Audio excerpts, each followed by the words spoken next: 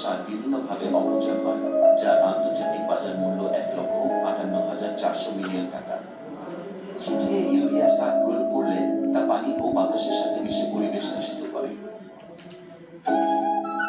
Urea সারের এই অপচয় রোধে বাংলাদেশ ধান গবেষণা ইনস্টিটিউট আবিষ্কার করে সার প্রয়োগ যন্ত্র,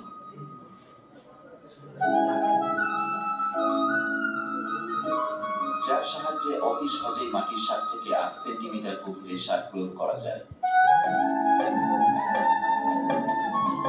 এতে প্রায় ৪০% ইউরিয়া সার সাশ্রয়।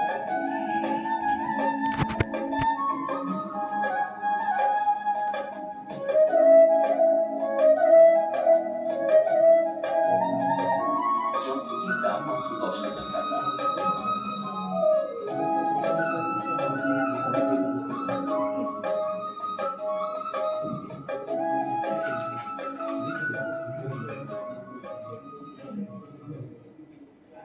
এই ছিল আমাদের প্রেজেন্টেশন।